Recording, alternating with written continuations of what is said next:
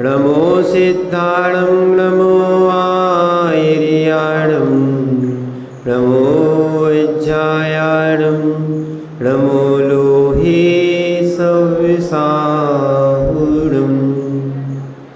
कुन्दने वैणधवल्गति सम्यक् जिनका धाम ऐसे गुरु विरागी को शत बार प्रणाम, शत बार प्रणाम, शत बार प्रणाम।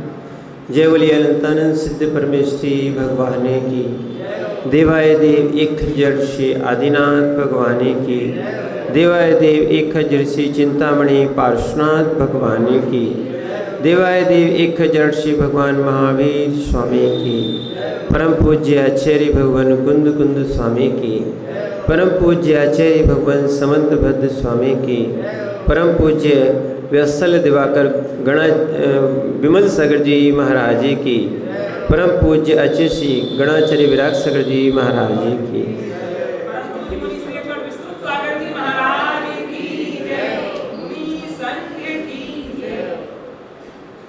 वो चेतनात्माओं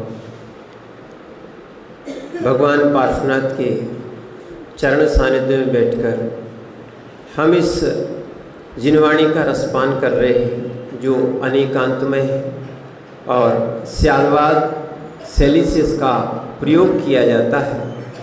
इसीलिए ये सम्यक दर्शन जीव को सम्यक रास्ता बताता है, सम्यक रास्ते के साथ सम्यक ज्ञान को भी दिखाता है। यानी श्रद्धान, सबसे पहले श्रद्धान सम्यक होता है, फिर उसी साथ जैसे ही श्रद्धान बदलता है ज्ञान भी बदल जाता है। क्या होता है? जैसा जैसा श्रद्धान होता है वैसा वैसा ज्ञान भी होता है। मिथ्या ज्ञान रहेगा, मिथ्या दर्शन रहेगा तो मिथ्या ज्ञान होगा, वो सम्यक दर्शन रहेगा तो सम्यक ज्ञान होगा। ठीक है ना? दोनों का युगपत कार्य होता है और उसके बाद सम्यक दृष्टि जीव फिर अपने चारित्र को, आचरण को भी पवित्र बनाता है और वो निर्मल बनाने के साथ साथ वो कुछ आगे बढ़ने का भी प्रयास करता है। क्योंकि अनंत काल हो गए हमें असत्य में जीते जीते। कैसे हो गए हैं? अनंत काल हो गए हमें असत्य में जीते जीते। सबसे बड़ी बात ये है जीव अपनी गलती को स्वीकार कर ले। क्या है? जीव अपनी गलती स्वीकार नहीं करता और जब तक ये अपनी गलती स्वीकार नहीं करेगा तो इसमें सुधार भी नहीं हो सकता है। जब सुधार नहीं होगा तो आप अपने अनुसार चलोगे तो मोक्ष मार्ग नहीं पहुंच पाओगे। आपको जिनागम के अनुसार चलना पड़ेगा। आपको क्या? हमको भी जिनागम के अनुसार ही चलना पड़ेगा। ध्यान रखना, जब एक सांचे में क्या है, जब एक सांचे में कोई बर्तन या कोई मिट्टी की पात्र या कोई भी चीज़ ढाली जाती है तो वैसे ही सांचे जैसा रहता है वैसा ढलता है कि अपना मनमाना ढल सकता है। क्या है? जैसे सांचा रहता है वैसा वैसा उसको ढलना पड़ता है। ये शांति पथ प्रदर्शन में जो है ना, वर्णी जी ने कहा है कि जैसा सांचा होता है, ठीक है ना, वैसा जीव को ढलना पड़ता है या वैसा उस पदार्थ को ढलना पड़ता है, तब उस सांचे जैसा आकार आता है। ऐसी जिसको सांचा मोक्ष मार्ग चाहिए है, क्या चाहिए है? जिसको सांचा मोक्ष मार्ग चाहिए है उसको आगम के उसमें पात्र में जैसा ढाल रहे हैं वैसा ढलना पड़ेगा। और जैसे मिट्टी को पहले योग्य बनाया जाता है, उसमें से कंकड़ है, पत्थर है, जितनी भी उसकी विकृतियां हैं, इनको दूर करने के बाद ध्यान रखना फिर एक घट का निर्माण होता है। अगर कंकड़ रह गया, घट बन गया, तो पानी वहीं से निकलेगा जहां से क्या था। ऐसे ध्यान रखना, कसाय रह गई, क्या रह गई, कसाय रह गई, विषय रह गए। फिर ध्यान रखना, फिर अगर तुम घट बने, व्रती बने, महाव्रती बने, घट तो नहीं बनोगे, जीव अजीव नहीं होता है, पर आपको एक उपमा दी जा रही है, अचेतन के द्वारा एक उपमा दी जा रही है कि हमें भी परिवर्तन करना है। क्या करना है, मिथ्या से सम्यक में परिवर्तन करना है। और ऐसा आपके लिए नहीं, हम लोगों के लिए भी प्रतिक्रमण सूत्र में लिखा है।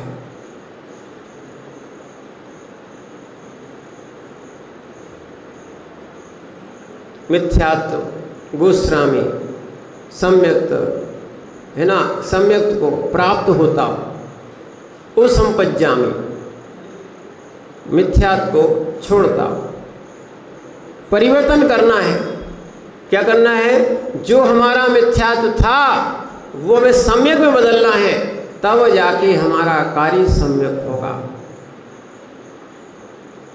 ध्यान रखना, कारण कुछ हो तो कार्य कुछ हो, ऐसा नहीं होता है। कारण कार्य व्यवस्था है। मनुलाल जी, क्या है, कारण कार्य व्यवस्था है। वैसा श्रद्धान, ज्ञान और आचरण। ध्यान रखना, आपने तत्वार सूत्र के पहले सूत्र में पढ़ लिया है, ये तीनों भिन्न भिन्न नहीं, तीनों की एकता को मोक्ष मार्ग कहते हैं।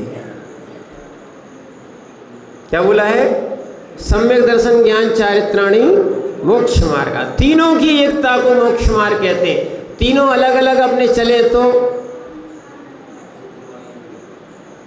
ध्यान रखना, जैसे जैसे ड्राइवर अपना गाड़ी का स्टीयरिंग घुमाता जाता है, स्पीड बढ़ाता जाता है, ब्रेक लगाता है, गियर चेंज करता है, जैसे गाड़ी में चेंज करता है, वैसी वैसी गाड़ी भी ऐसी। ध्यान रखना, ये चारित्रिक गाड़ी है और सम्यक दर्शन ज्ञान ये चलाने वाले हैं। क्या है, श्रद्धान और ज्ञान ये चलाने वाले हैं। ध्यान रखना, आप भी जानते हो, अगर हमने कुछ बटन दबाया, कार्य दूसरा हुआ तो एक्सीडेंट हो जाएगा। क्या हो जाएगा, ऐसे ही हमें एकता के साथ, माने दोनों को उस समय एक होना पड़ेगा। जो कार्य एक कर रहा है दूसरा भी, है ना, एक सिद्धांत है, अगर व्यक्ति गाड़ी में भी बैठा है तो उस गाड़ी की गति से उसकी शरीर भी चलता है। पढ़ा है सिद्धांत, क्या है, एक गति का सिद्धांत आता है।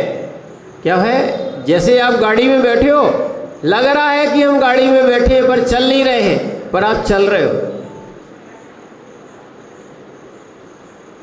आप गाड़ी में चल रहे हो, ठीक है ना, और नहीं तो जैसी बस रुकती है, क्या है, तो आप आगे क्यों भागते हो। क्या है, दूसरा बहुत से सिद्धांत है, जब गाड़ी में से चलोगे, उतरोगे ना, और थोड़ी चलती होगी तो आपको, अगर तेज गाड़ी है तो आपको उसी तरफ, गाड़ी की जैसी चल रही है जिस साइड में, उसी साइड दौड़ना पड़ेगा। अगर आप रुक गए तो गिरोगे, विपरीत चले तो गिरोगे। ये सिद्धांत है, ये प्रैक्टिकल भी है अभी आपका। ऐसे ही मोक्ष मार्ग में तीनों को एक साथ चलना पड़ेगा। अगर श्रद्धान बोले कि हम चारित्र नहीं धारण करेंगे तो गलत बन जाएगा, चारित्र बोले हम श्रद्धान ज्ञान नहीं करेंगे तो काम नहीं बनने वाला। इसलिए आचार्य ने पहले कह दिया, हतम ज्ञानम क्रिया शून्यम, हतम ज्ञानो न च क्रिया। स्पष्ट बोल दिया कि जहाँ ज्ञान हो क्रिया ना हो वो भी शून्य है, और जहाँ क्रिया हो ज्ञान नहीं हो वो भी शून्य है। क्या है, और वहाँ भी एकता की बात कही, एक अंधा है और एक लंगड़ा है, ज्ञान लंगड़ा होता है और चर्या अंधी होती है। इसीलिए दोनों को एक रखना पड़ेगा। तो इसीलिए एकता बनाओ, ऐसी सम्यक दर्शन ज्ञान में एकता बनाओ, सत्यता के साथ चलो। इसीलिए कल हमने आपको बताया था, ज्ञानार्णव में भी कहा था, धर्म नाशे क्रियाध्वंसे और सुसिद्धांत प्रलवे अप्रष्टव्यम वक्तव्यम तत्स्वरूपम प्रकाशने। क्योंकि यहाँ आपका जो अतिचार था वो चल रहा है। कौन सा चल रहा था? सबसे पहले मिथ्योपदेश। कौन सा चल रहा था? मिथ्योपदेश, है ना, जिसको परिवाद कहा था ना।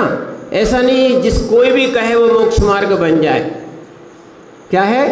कोई भी कहे तो जैसे धर्म नाशे क्रिया ध्वंसे, क्या लिखा है? जहाँ धर्म का नाश हो रहा हो, क्रिया विध्वंस को प्राप्त हो रही हो, सुसिद्धांत प्रलवे, उस सिद्धांत की विपरीतता में लोग बोल रहे हो, ऐसे ध्यान रखना।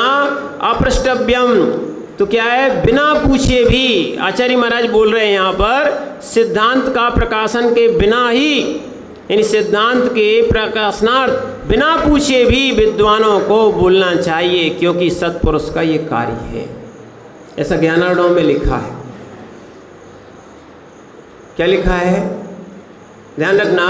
इसीलिए मिथ्योपदेश यानी अभ्युदय और मोक्ष की प्रयोजन वाली क्रियाओं के विशेष में दूसरे को अन्यथा प्रवृत्ति करा देना परवाद या मिथ्योपदेश कहलाता है।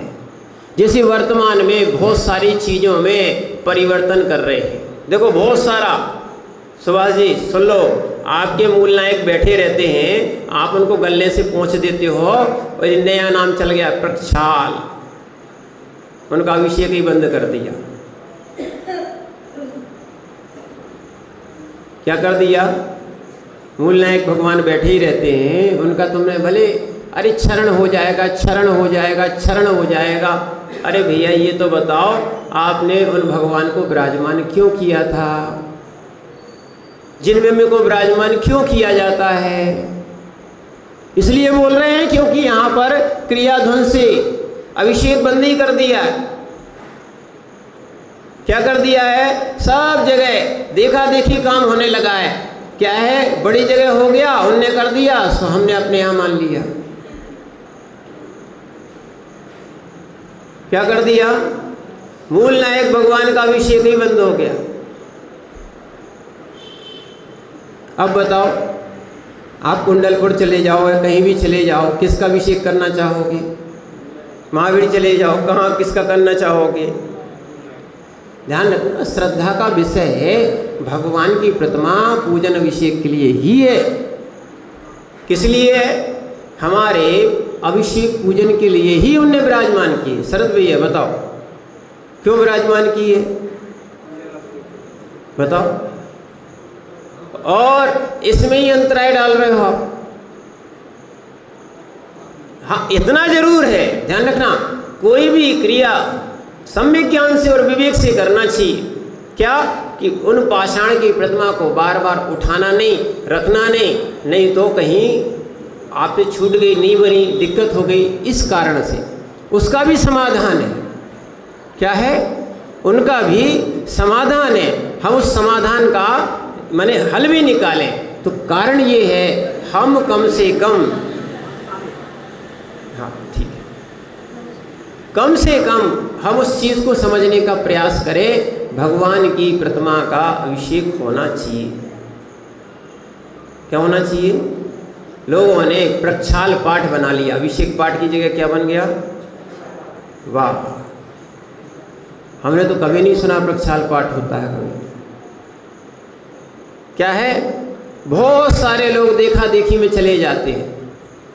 समझना, आपका निषेध नहीं कर रहे, पर जो नई नई क्रियाएं होने लगी हैं, ठीक है ना, जैसे अभिषेक के बाद अब जो है विरोध नहीं है, पर आपको बता रहे नई नई चीज़ें। प्रातिहार 8 होते हैं, 8 का प्रयोग करो। अब तुम छत्र लगाने चले गए तो आपने ऐसा शुरू कर दिया, अब भगवान को आशीर्वाद दे रहे हो कि क्या कर रहे हो, मुझे समझ में नहीं आती।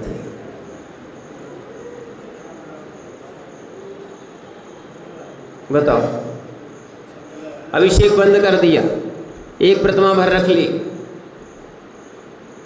क्या कर लिया, नई नई प्रथाएं, ठीक है। फिर उसके बाद अब चमर ढुलाना चाहिए, आरती करो खूब, अब चमर ढुलाओ, होती भी थी।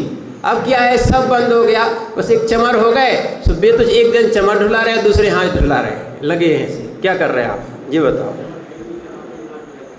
भावना है, हम मान रहे हैं आपकी भावना है, आप हाथ में लो, करो। बहुत सारी चीजें जो है ना वर्तमान में अभी अभी चली, पर क्या है कि लोग चालू कर देते हैं, क्योंकि नई नई परंपरा नहीं चलाओ तो लोग कहते बीच की बीच क्रियाएं हैं, मन ही नहीं लगता। ध्यान रखना, सिद्धांत नहीं बदलते। क्या नहीं बदलते, क्रियाएं करते मानते। दक्षिण की थोड़ी अलग हैं, उत्तर की कुछ अलग हैं, जहाँ जो चलने दो, कोई दिक्कत नहीं, विवाद का काम नहीं है। पर फिर भी आगम को समझो, सत्य क्या है। ऐसा ना हो परिवाद माने मिथ्योपदेश हो जाए। क्या हो जाए, नहीं तो एक दूसरे की क्रियाओं को, एक दूसरे के, ध्यान रखना, क्रियाओं को क्या करने लगा। आज ही एक जन ने प्रश्न किया, महाराज जी अब बताओ गाड़ी का सोला चलता है कि नहीं चलता।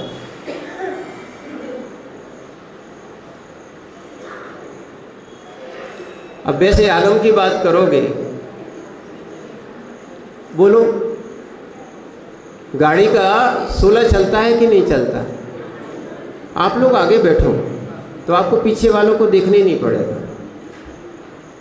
क्या है, आप जगह छोड़ोगे, लोग आएंगे। इसीलिए आप ये बताओ गाड़ी का सोला चलता कि नहीं चलता।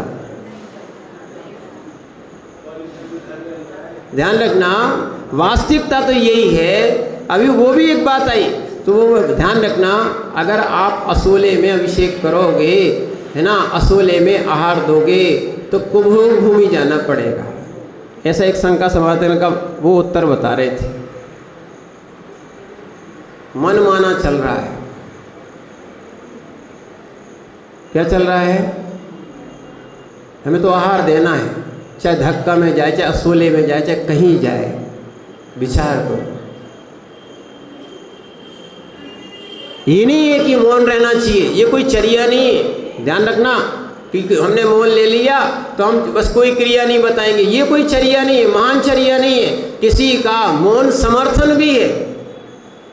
क्या है, मौन समर्थन भी है। इसीलिए आचार्य ने मूलाचार में, ध्यान रखना, मूलाचार में 46 दोष कहे, तो 16 उद्गम ये श्रावक आश्रित हैं, 16 उत्पादन मुनि आश्रित हैं, और अंगार आदि धूम आदि दोष हैं। ये महाराज 46 दोष टाल के आहार करते हैं। इसीलिए ध्यान रखना, जिसकी भिक्षावृत्ति, जिसकी इष्ण समिधि अगर इनकी शुद्ध नहीं है, ध्यान रखना, वो दिगंबर में, साधुओं में मान्यता को प्राप्त नहीं है। इसकी हम गाथा बताएंगे आपको। इसीलिए ध्यान रखना, क्या आप जो है ना मनमाना कार्य नहीं करो। बहुत से शब्द जो हमें समझ में नहीं आते, हम उनको हटा देते। अब जिस कवि ने, जिस लेखक ने पूजाएं लिखी हैं, किस उद्देश्य को लेके लिखी। कुछ हमने द्रव्य हटा दी, समझना। इन अपने मन से मत चलो। अब लोग कहते हैं महाराज जी इसमें दोष है, इसमें दोष नहीं है। ठीक है, हम आपकी बात बिल्कुल मानते हैं, पर हम ये कहते हैं ये पूजा आदि का भी उपदेश कहाँ से होगा। शरद भैया बताओ, ये उपदेश किसने दिया, कहाँ से आया, बताओ कहाँ से आया।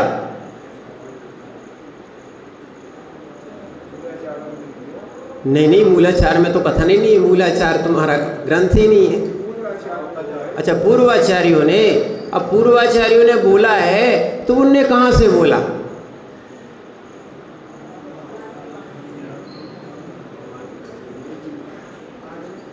वकील साहब, अभिषेक भैया,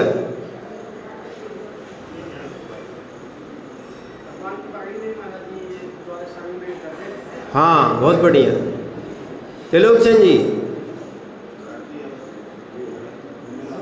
जो है सो है, ठीक है। समझना, परंपरा तो ठीक है, पर हमारा एक बात मान के चलना, अपन मूल चीज पकड़ो। ये पूजा आदि 8 द्रव्य और भी श्रावक की क्रियाएं, ये उपासका अध्ययन का विषय है। और जो भगवान की वाणी में द्वादशांग में एक अंग है, खेरा है, द्वादशांग है। कहाँ से आया द्वादशांग? उपासका अध्ययन। सीधा सीधा क्या है, श्रावकाचार को क्या बोलते हैं? क्या है? उपासका अध्ययन। पहला जो है ना, पहला तो आचारांग, सूत्रकृतांग अंग, तो आचारांग मुनियों का अंग, ठीक है ना। आपका उपासका अध्ययन कौन सा? तो ये भगवान की वाणी है। अब ये बताओ, चाहे उन्हें द्रव्य का उपदेश दिया है, जैसे भगवान ने पूजा सट आपके आवश्यकों का उपदेश दिया है, ये जो आचार्यों ने लिखा है, ये कोई परंपरा से मैंने भगवान नहीं कहा है, वो ही कहा जा रहा है। उनके उपदेश में श्रवण और श्रावक दोनों का कथन हुआ है। तो क्या वो भगवान नहीं जानते इसमें दोष था कि नहीं था? हम ये नहीं कह रहे, हम यहाँ सत्य की बात पे आए हैं। और परवाद यानी मिथ्योपदेश। आप भगवान के द्रव्यों पे, भगवान की वाणी पे अश्रद्धान कर रहे हो और इससे कह रहे हैं मोक्ष। देखो, अभ्युदय और मोक्ष प्रयोजन वाली क्रियाओं विशेष में दूसरे को अन्यथा प्रवृत्त करा देना, ऐसा नहीं, ऐसा करना। ध्यान रखना, जब तक समीचीन दृष्टि नहीं होगी, सम्यक दृष्टि नहीं बनोगे। ये हमारा पहले सूचना था और यही धवला जी की पुस्तक में ये सम्यक दृष्टि की परिभाषा निकली। समीचीन दृष्टि नहीं होना चाहिए, क्या? समीचीन दृष्टि ही होना चाहिए, तब वो सम्यक दृष्टि बनेगा। आपका बहुत छोटा सोच छोटा है, उसको बृहद करो।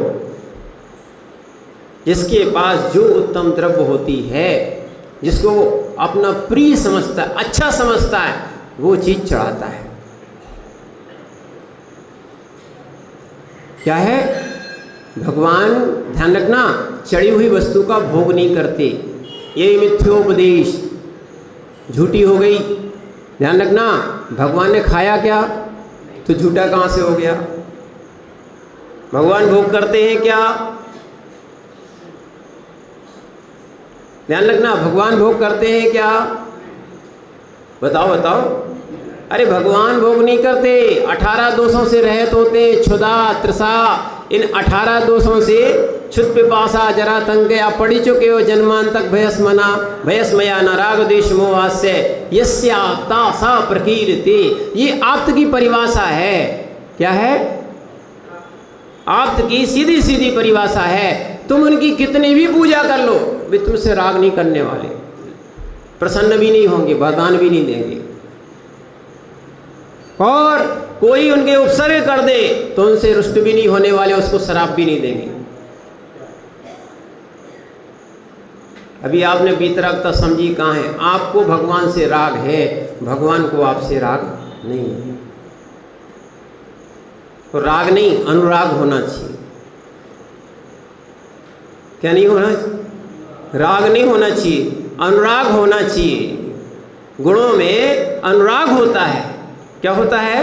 गुणों में अनुराग होता है। शैलेश भैया, हाँ, अनुराग होता है। और राग करके बैठ गए और फिर राग देश करने लगे, ये है राग। सत्य को नहीं समझ पाए, मिथ्योपदेश। मिथ्या उपदेश नहीं देना चाहिए। नहीं मालूम है, मौन रहेंगे। राग किस में होता है? फिर अवगुणों में राग कहलाए, पापों में राग, और जिससे राग द्वेष बढ़े वो राग। ध्यान रखना, जहाँ पर कसाई आ गई वो राग। क्या आ गई? अच्छे समझ लेना, भगवान सबके हैं और आपने कह दिया नहीं हमारी हैं। अब आप लड़ने लगे, हमारी वेदी पे भी तूने पूजा कैसे कर ली? बताओ। अब देखो, तीन ही जगह, तीन वेदियों में पार्श्वनाथ बैठे कि नहीं बैठे? बैठे कि नहीं बैठे? 1 2 3 बैठे कि नहीं बैठे? तीनों जगह पार्श्वनाथ बैठे। अब बताओ, अब पार्श्वनाथ किस वेदी की है?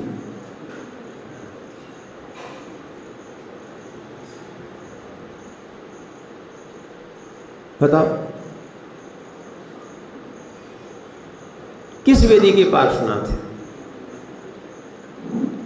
आप लड़ रहे हैं कि हमारी वेदी की पार्श्वनाथ, उनकी वेदी की पार्श्वनाथ। पार्श्वनाथ तो सबके।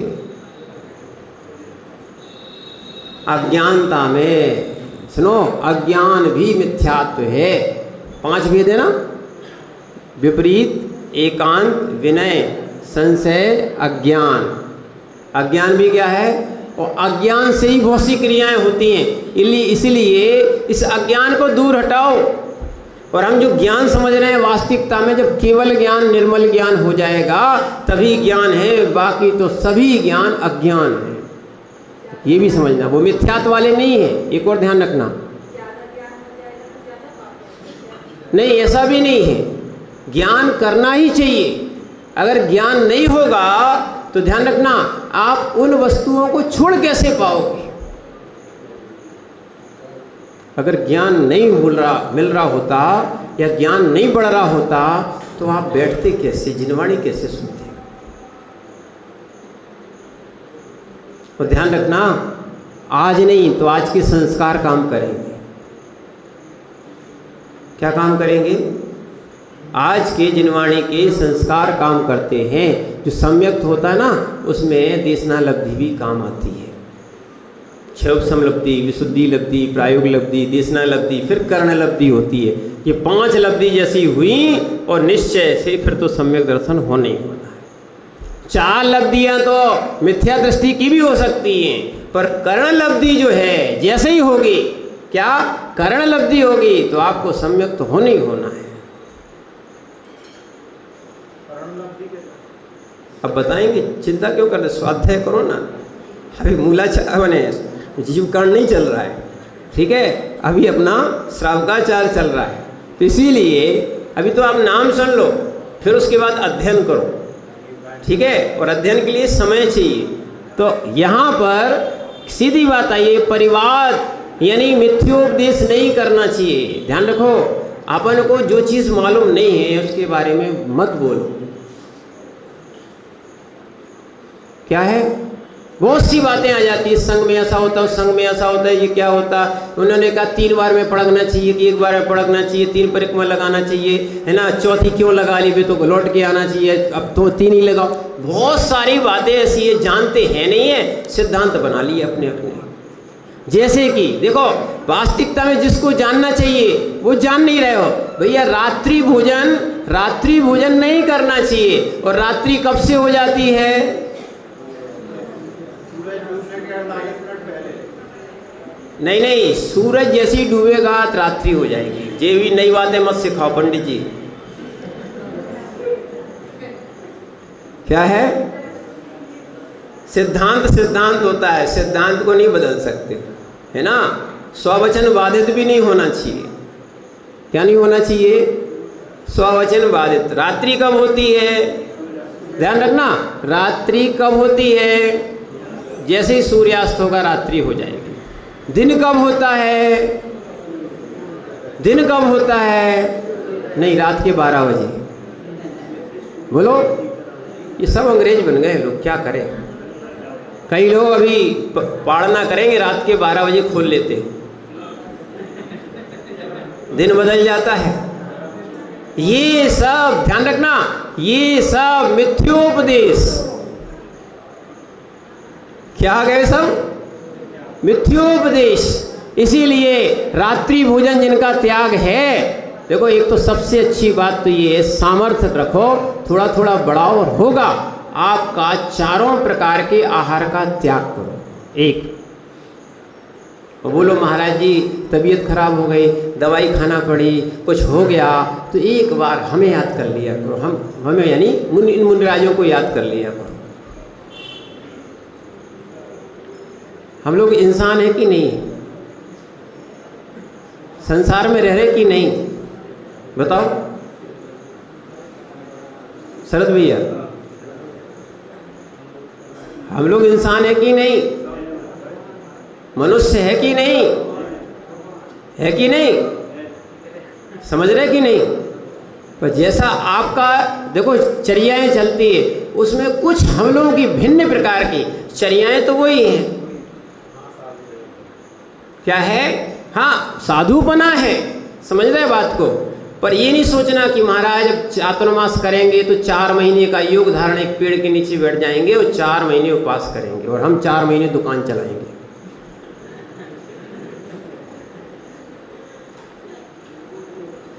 क्यों रंगमहल भाई, हमें पेड़ के नीचे बिठा दोगे हैं? क्यों शरद भाई हैं? नहीं बताओ, ध्यान रखना, ये समाज के लिए ध्यान रखो। ऐसा साधु का योग ये तो पंचम काल में मिल रहा है, समझना। नहीं तो चतुर्थ काल के साधु तो जंगलों में रहते थे। क्या है? और ये भी नहीं कहना, नहीं तो कई लोग ऐसे भी सोदिया लोग आ जाते हैं, मिथ्योपदेश, महाराज तो अपने मंदिर और धर्मशाला में चतुर्मास करवे आ गए, उनको तो जंगल में करना चाहिए था। कहाँ करना चाहिए था? ये महाराज थोड़ी कहलाते। क्या है? ध्यान रखना, जिनागम की आज्ञा है, हीन सहनल वाले मुनिराज, समझना, हीन सहनल वाले मुनिराज आज महाव्रतों का पालन कर रहे हैं। जो तीर्थंकर ने 28 मूल गुण, समझना, जो तीर्थंकर ने वज्र वृषभ नाराज सेनन में 28 मूल गुणों का पालन किया था, लंबी आयु थी, लंबा उनका माने सेनन था, सब योग थे, ठीक है ना। और उसके बाद भी उन्होंने वो पालन किया। और धन्य आज के पंचम काल के मुनिराज हीन सेनन होते हुए भी वही 28 मूल गुण पालन कर रहे हैं। क्या करें, मिथ्योपदेश भी तो महाराज भी कहलाते चतुर्थ काल के। ध्यान रखना, पंचम काल के तो कोई महाराज कहलाते ही नहीं।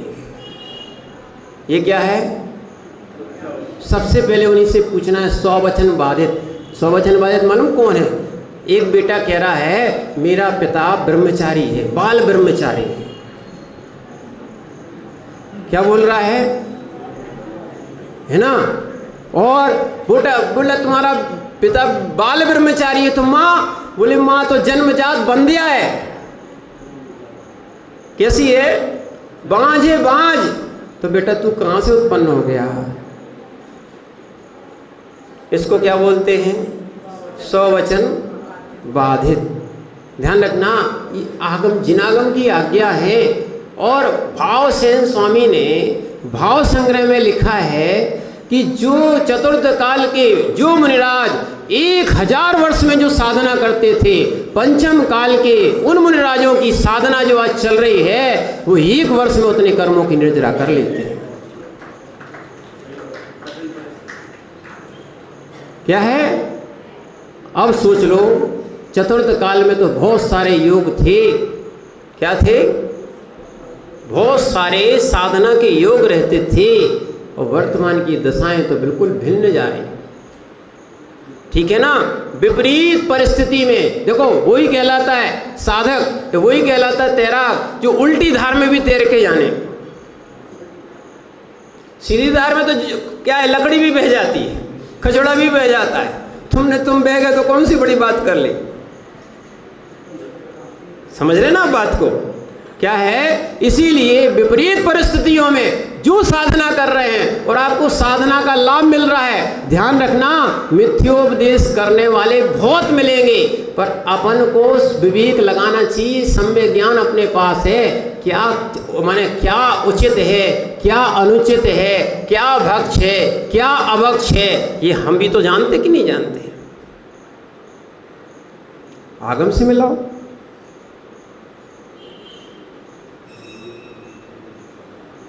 ध्यान रखना, नहीं तो जंगल वाले बाबा ही प्रसिद्ध है, बाकी दूसरे बाबा प्रसिद्ध ही नहीं है। क्या करें, निषेध नहीं है। ध्यान रखना, जिनागम की आज्ञा है। आत्मानुशासन में स्पष्ट लिखा है इसको कि वो जंगलों के शेर के लिए नहीं लिखा, वो यतिराज अब नगरों की ओर लौट रहे हैं, यानी नगरों में धर्मशाला आदि में भी चातुर्मास करेंगे। ऐसा मिथ्योपदेश नहीं देना चाहिए, नहीं तो जंगल वाले महाराज ही महाराज होते हैं, बाकी महाराज। ये हमारी राग देश की बुद्धि है। क्या है? राग देश की बुद्धि है। इसीलिए ध्यान रखना, अष्टानिका का पर्व चल रहा है। क्या चल रहा है? अभी भी मौका है पंचमी तक का। वकील साहब क्या है? अभी पूरा वचन नहीं हुआ, समझना क्या है? इसीलिए मिथ्योपदेश, ठीक है ना? क्योंकि ये समझना आवश्यक है, मिथ्योपदेश नहीं देना चाहिए। मिथ्योपदेश दोगे अनुवृत्ति नहीं कहलाओगे। क्या है? शास्त्रों के विरुद्ध बिल्कुल नहीं बोलना चाहिए। नहीं आता है मौन रहो। माताओं ध्यान रखना, क्योंकि हड़िया पे तो पारा रखा जा सकता है। किस पे? हड़िया जानते हो क्या है? पारा है ना, हड़िया पे, यानी अब प्लेट कह दो, ढक्कन बोल दो, ठीक है ना? उस पे ये जो है ना पारा यानी ढक्कन, और हड़िया यानी कोई भी बर्तन पात्र पे तो एक प्लेट रखी जा सकती है, पर दुनिया के मुख पे प्लेट, इसीलिए अपनी थोड़ी सी एक प्लेट ढांक के रखो। किसकी? आगम के विरुद्ध नहीं बोलना। क्या नहीं बोलना?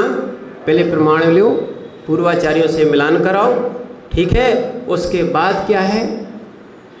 उसके बाद क्या है? जैसे हीरा मिलता ना आपको, क्यों शरद भैया, तो आप क्या करते हो? परख कराते नहीं? 2-3 जगह टेस्ट कराते कि नहीं? ठीक है ना? जिसको पूर्ण ज्ञान नहीं हो क्या करेगा? और फिर भी जिनने लिया है वो भी 2-3 जने उसको दिखाएगा। ऐसी जो भी आपने बोला है मिथ्योपदेश नहीं करना, वो दिखाओ, आगम में मिलाओ। मिल रहा है ठीक है, नहीं मिल रहा है तो भैया ठीक है, पत्थर नहीं कांच है। क्या है? और कोई चीज़ है। ऐसे ही दूसरा क्या था? मिथ्योपदेश के बाद आए थे रहो व्याख्यान। रहो व्याख्यान स्त्री पुरुष के एकांत में हुई विशिष्ट क्रिया को प्रकट करना, है ना? इसको बोलते रहो व्याख्यान। किसी भी, देखो सरल होते जा रहे हो तो एक ध्यान रखना, अब किसी ने कोई क्रियाएं की हैं, नहीं बताना चाहता है, तो तुम क्यों प्रकाशन कर रहे हो? सुमंदिर में आए सब, यही धर्मात्मा कहलाते जो एक दूसरे की बातें बताए। और सबसे बड़ा स्वाध्याय तो यही, इसके बिना स्वाध्याय अधूरा रहता है। क्या होता है? जब तक रहो व्याख्यान ना कर लें, आप बताओ, तब तक विशुद्धि नहीं बढ़ती। अच्छी बात है शैलेश भैया, तो समझ जाओ फिर क्या करना चाहिए, ठीक है ना? तो इसीलिए ये स्त्री पुरुष की एकांत में जो क्रियाएं विशिष्ट हुई हैं उनको प्रकट नहीं करो। क्या कारण है? उनको कर रहे करने दो, ठीक है? और अगाया अंग विकार भों आदि के द्वारा जो चला के दूसरे के अभिप्राय को ज्ञान मिला है तो जान जाता है, तो ईर्षावश उसे प्रकट करना पैशून्य है। पैशून्य का चुगली भी होता है और ईर्षा के कारण प्रकट कर रहे। जब तक मैत्री थी, जब तक नहीं द्वेष उत्पन्न नहीं हुआ था, तो इसके लिए उसको दबा लेते थे। इसीलिए ध्यान रखना, ईर्षा के कारण ये ईर्षाएं खत्म करोगे तब सत्यानुव्रत और धर्मात्मा पना बनेगा। नया नया पंथ बना रहे, नया नया आप संप्रदाय बना रहे हो, नया नया गुट बना रहे हो, ये सब क्या है? ईर्षा के कारण तो बन रहे। किससे बन रहे? अरे भगवान की पूजन में, पाठ में क्या है? हमें विशुद्धि आना चाहिए कि हमें ईर्षा आना चाहिए। बताओ क्या आना चाहिए? बताओ राजन भैया, क्या है?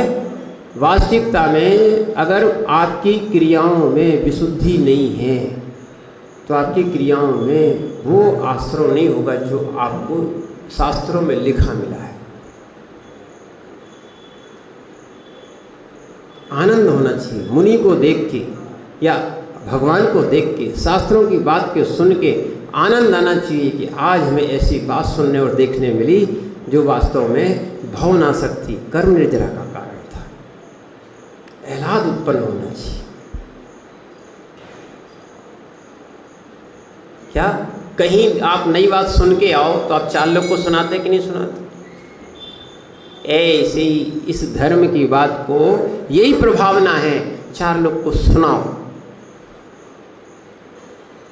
अपने आप को भी सुनाओ और 4 लोग को सुनाओ। तो इसीलिए पैसून नहीं करना, जो देवशास्त्र गुरु से और किसी की बात को भी ईर्षावसात जो प्रकट कर रहे हैं उनको पैसून। इसीलिए सत्यानुव्रत जो है ना, ये कह रहा है कि अंदर में राग द्वेष खत्म करो। क्या है? राग द्वेष खत्म करना। और साकार मंत्र भेद कहलाता है। दूसरा क्या है? इसको यही साकार मंत्र भेद कहलाता है। और दूसरे के द्वारा उक्त या आकृति देखकर, ठीक है ना, उसको ऐसा कहना या इस प्रकार धोखा देना, ऐसा अभिप्राय होना, कपटपूर्ण लेख लिखना, इन सब को कूट लेख करण बोलते हैं। क्या है? कूट लेख करण होता है, यानी कि अपन धोखा देने के अभिप्राय से इन बातों को लिख देते हैं। तथा धरोहर को रखने वाला पुरुष क्या है? धरोहर की संख्या भूल गया, अल्पद्रव्य मांग रहा है, उसको कह देना हाँ ठीक है इतना ही देना है। इसको बोलते हैं न्यासापहार। वो भूल गया था। आपका कर्तव्य क्या था? आपका कर्तव्य क्या था? ध्यान रखना, बैंक भी ईमानदारी से काम करते हैं। जिसके नाम का खाता है और जिनने उनको नॉमिनेशन में डाल दिया है, भले वो चल बसें, जितनी संपत्ति रहेगी वो ढूंढते ढूंढते वहाँ पहुँचेंगे और उसको दे के आएंगे। होता है कि नहीं होता है? ऐसे ही देखो, अरे जो व्रती बन रहे हैं, जो व्रती बने हैं, उनको दूसरों की संपत्ति को हड़पना या कम देना नहीं चाहिए। सुनो, चाहे व्रती बन रहे हो चाहे महाव्रती भी किसी की भूमि मकान हड़प नहीं सकती। महाराज को करना क्या है? क्षेत्र का और मकान का ध्यान रखना। इसी हड़पा हड़पी में चल रहा है काम, समझना। इसीलिए न्यासापहार अभी आएगा, चोरी में भी आने वाला है। तो इस प्रकार परिवाद और 4 न्यासापहार सब मिला के 5 सत्यानुव्रत के क्या हो गए? ये अतिचार कहलाते हैं। इसीलिए ध्यान रखना, समंतभद्र स्वामी ने एक और इनको कहा है, परिवर्तन किया, यानी थोड़ा सा इनने परिवर्तन किया है। क्या? मिथ्योपदेश और साकार मंत्र भेद, यहाँ पैसून और परिवाद रखा है।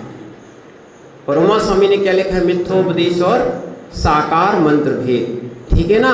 तो पैसून का अर्थ चुगली और निंदा जो है ना, संस्कृत टीकाकार ने लिख दी है, पर वो नहीं है। थोड़ा सा तत्वार्थ सूत्र और इसमें थोड़ी थोड़ी अतिचारों में वहाँ भी दिए हैं, यहाँ भी दिए हैं, थोड़ी थोड़ी अलग अलग बातें हैं, जिससे कि संपूर्ण बातें लोगों को समझ में आ जाए। अब आगे अपन चलते हैं चोरी का। क्या चोरी कौन कहलाती है और अचोरी कौन कहलाता है, और अचौर्यानुव्रति क्या करता है, ठीक है ना। तो यहाँ पर आचार्य महाराज समझाते हैं अचौर्यानुव्रत। पहला अपन फिर से रिवीजन कर ले। पहले अहिंसाणुव्रत में क्या बताया था? बहुत बढ़िया, कम से कम आपको इतना तो याद हो गया। संकल्प हिंसा का त्याग। सत्यानुव्रत में क्या कहा था? स्थूल झूठ बोलने का त्याग। अब आता है अचौर्यानुव्रत। इतना तो अपन को समझ में आ जाए, नहीं तो लोग समझे ही नहीं। इतना अपना स्वाध्याय चले और फिर समझ में नहीं आए तो वो स्वाध्याय किस काम का? तो ठीक है ना, कुछ लेके भी जाना, नहीं तो सब यहीं छोड़ के चले जाते हो। क्या है कि महाराज हम लोग बहुत बैरागी हैं, निर्माल नहीं ले जाते, ठीक है ना, क्या नहीं बोलते। अरे आजकल के शब्द सुनो तो आनंद आता है, क्या बोलते हैं, इसीलिए शब्द भी नहीं ले जाते मंदिर से, स्वाध्याय भी मंदिर से नहीं ले जाते। हम इतने बैरागी हैं कि मंदिर के शब्द, मंदिर के नियम, मंदिर के संयम कहाँ, मंदिर ही में रखे जाते। ये सब असत्य भाषण है। क्या है, बैराग घर से होना चाहिए कि मंदिर से, कहाँ से होना चाहिए, यहीं बोल रहे कि घर में ही बोलोगे। बैराग कहाँ होना चाहिए, कहाँ होना चाहिए, बोले देव सास गुरु से बैराग होना चाहिए। कहाँ से होना चाहिए, बताओ बताओ। अब आपकी परिभाषाएं नहीं चलेंगी, ठीक है ना। इसीलिए आपको अगर मोक्ष मार्गी बनना है, जो आगम बोल रहा है उसको वैसे ही बोलना, ठीक है ना। अब अपन चलते हैं, चोरी कैसी कहलाती है और चोरी अचोरी व्यानुव्रत कैसे पलता है। निहितम वा पतितम वा, निहितम वा पतितम वा, सुविस्तृतम वा परस्वमवि सृष्टम, सुविस्मृतम वा परस्वमवि सृष्टम, न हरति यन्नाचादत्ते, न हरति यन्नाचादत्ते, तत्कृशाचौर्यादुपारमणम्। यहाँ बता रहे हैं, पढ़िए एक बार पहले।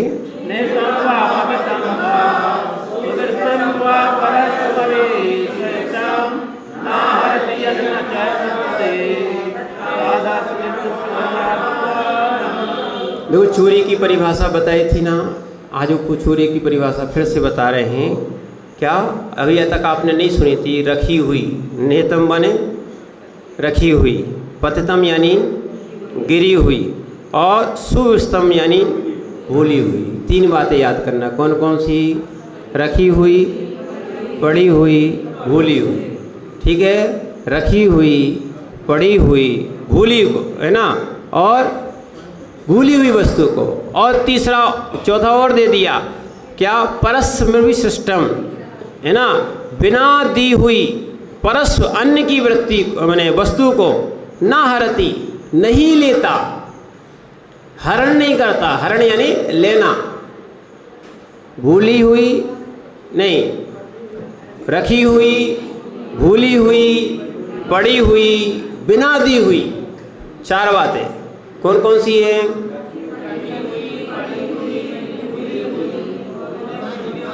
और ये चप्पलें बदल जाती हैं, सो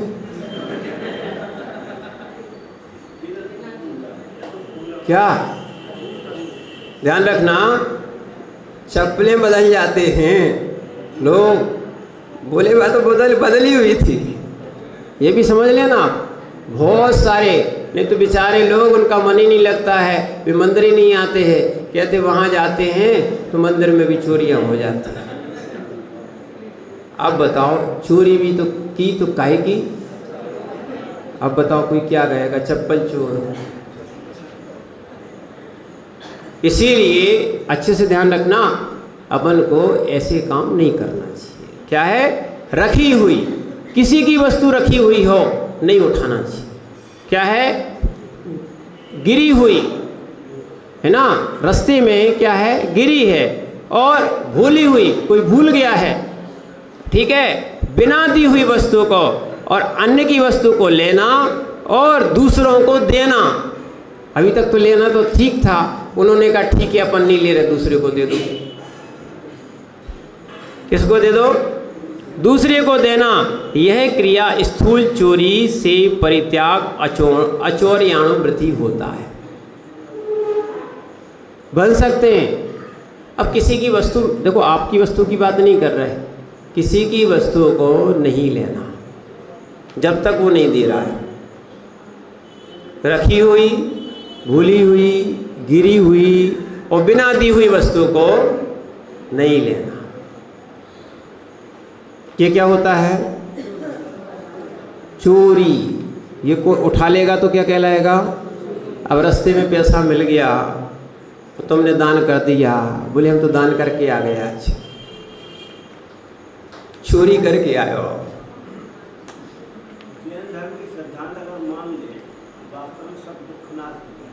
सही है। अब देखो आनंद से रह सकते हैं। ताले, ध्यान रखना, ताले कौन को डाले जाते हैं बताएं? घर वालों को, चोरों को थोड़ी। ताले कौन को डाले जाते हैं मालूम? आज पर्सनल रूम हो गए, अलमारी हो गई, लॉकर हो गए। क्यों? क्यों? समझ रहे ना?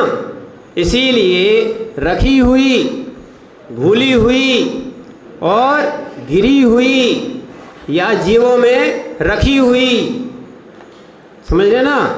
जीवों के पैसे जो है ना वे रखे हुए और टेबल पे रखे हुए, भूले हुए, ठीक है, इसको लेना क्या है? ध्यान रखना। इसीलिए स्वामी जी की लोगे तो कुछ नहीं है, यहाँ पर चोर कहलाओगे। ध्यान रखना, बिना दी हुई, स्पष्ट लिख दिया है। क्या है? बिना दी हुई वस्तुओं को लेना क्या है? इसीलिए समझना, इस बात को बहुत अच्छे से समझने की आवश्यकता है, ठीक है ना? हम समझते हैं कि ये चोरी नहीं है।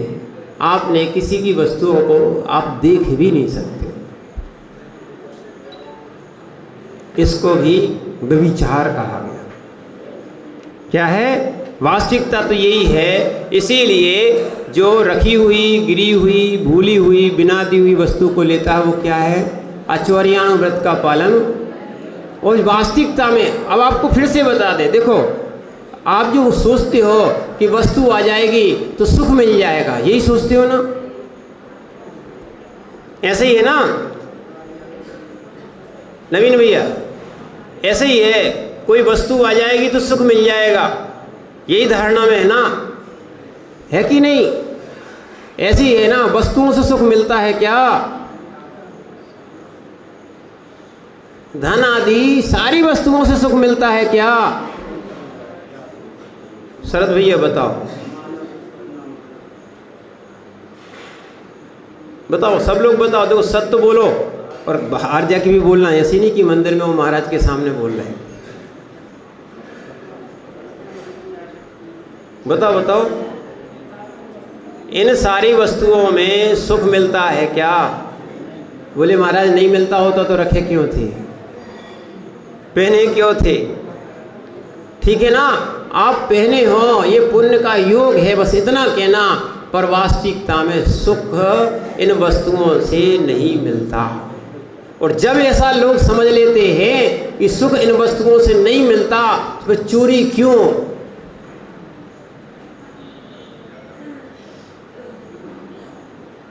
समझ में आ रहा कि नहीं? जब सुख नहीं मिलता तो फिर हम चोरी क्यों? देखना, आपके अंतराय कर्म का क्षेपसम होगा लाभांतराय के। वस्तुएं आपको सुलभ मिलेंगी, गिफ्ट में मिल जाएंगी, और अन्यथा रोते रोते जीवन निकाल देना, संक्लेश परिणाम कर लेना, वो वस्तु मिलेंगी नहीं, रोग भी हो जाएगा और कर्म का आश्रय और असाता का बंध भी चलेगा। वो चोरी करने वाले, ध्यान रखना, दरिद्री होंगे। कौन होंगे? दरिद्री होंगे, ठीक है ना? जो बेर बेर खाते हैं वे बेर बीन खाते हैं।